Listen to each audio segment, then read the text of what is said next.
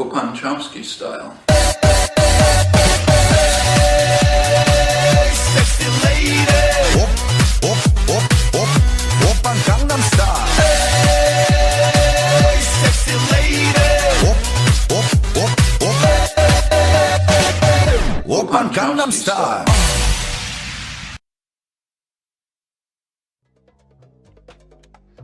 I'd like to welcome all of you to this lecture today. Several years ago, Professor Chomsky was described in the New York Times Book Review as follows. Judged in terms of the power, range, novelty, and influence of his thought, Noam Chomsky is arguably the most important intellectual alive. Professor Noam Chomsky. Perhaps I ought to begin by reporting something that's never read. The line about the arguably the most important intellectual in the world and so on comes from a publisher's blurb, and you also always got to watch those things, because if you go back to the original, you'll find that that sentence is actually there. This is in the New York Times. But the next sentence is, since that's the case, how can he write such terrible things about American foreign policy? And they never quote that point. But in fact, if it wasn't for that second sentence, I would begin to think that I'm doing something wrong. And I'm not joking about that. It's true that the emperor doesn't have any clothes, but the emperor doesn't like to be told it.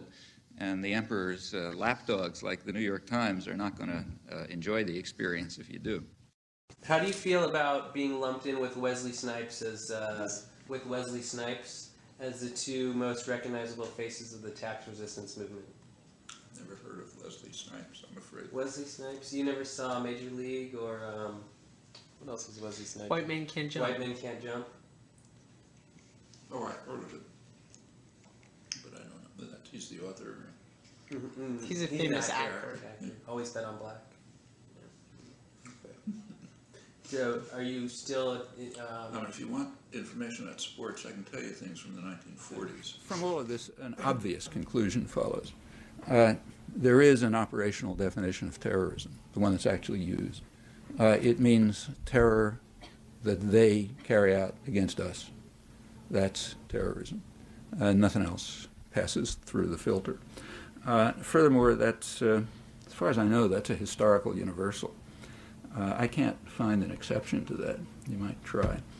So, for example, the Japanese in China and Manchuria were defending the population against Chinese terrorists and going to create an earthly paradise for them if they could control the terrorists. The Nazis in occupied Europe were defending the legitimate governments like Vichy and the population from the terrorist partisans who were supported from abroad, as indeed they were. They were run from London and Poland and France and so on. The fact, as I say, I can't find an exception. You might try.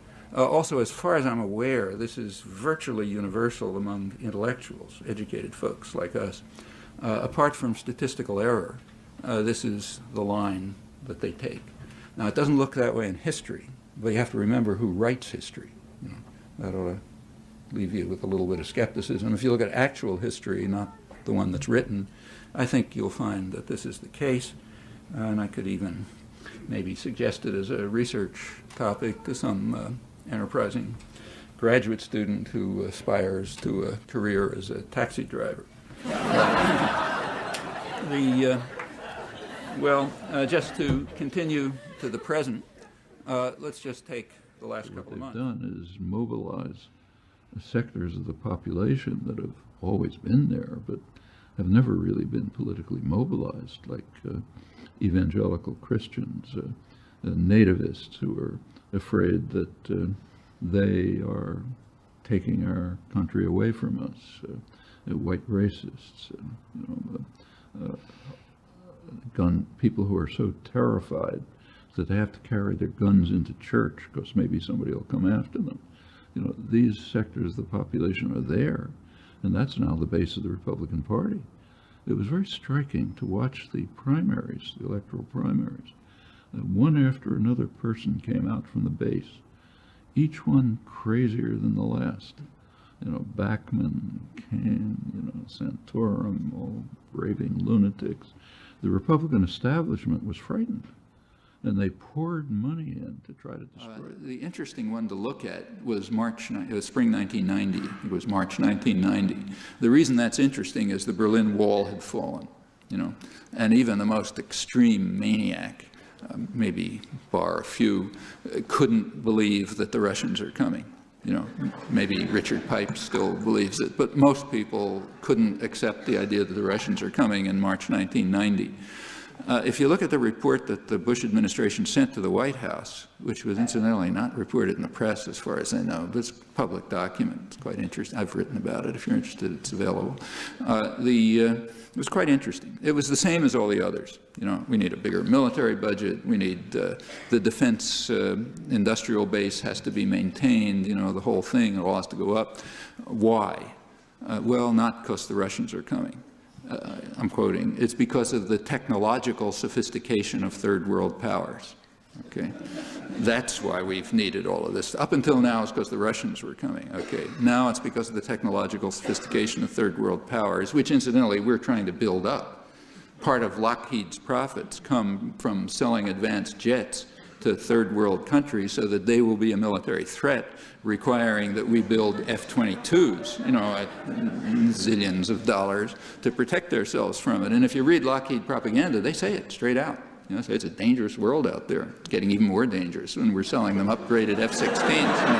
And so yeah, this is there, and I kind of lost track of your question at this point. Sorry, I'm off. Remind me of your question. Oh, Soros, yeah. He's missing all of this, He just doesn't see what's happening in the world. As a historian, I have read with interest and amazement your long review article of Gabriel Jackson's Spanish Civil War, and that's a very respectable piece of history, and I can appreciate how much work goes into that. When I did that work? When did you do that? I did that work in the early 1940s when I was about 12 years old. The standard argument against taxing the wealthy is, well, if you put high taxes on the wealthy, they're not going to do anything. And they're the ones who invest and make things happen and so on and so forth. Now, the people who press this most are economists. And sometimes it's almost comical. There was an article in one of the major journals by a well-known Harvard economist, liberal economist, Greg Mankiw, wrote the major texts. And he argued, he said, look, you can't, he's kind of a liberal, he says you can't tax the rich because they're not going to do anything. And then there's no economic theory behind it or any other theory, but he gives an example of himself. He says, well, if I didn't have a high salary, I wouldn't do anything.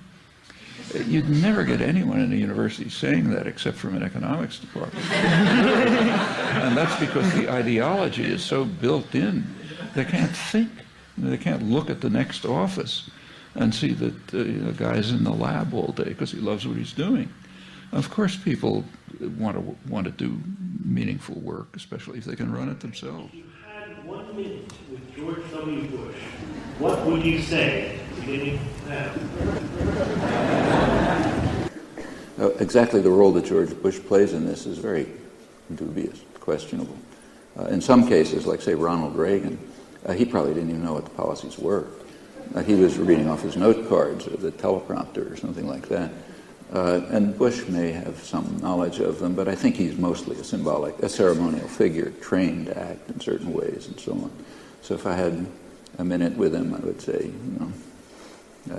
have you talked to God lately or something like that?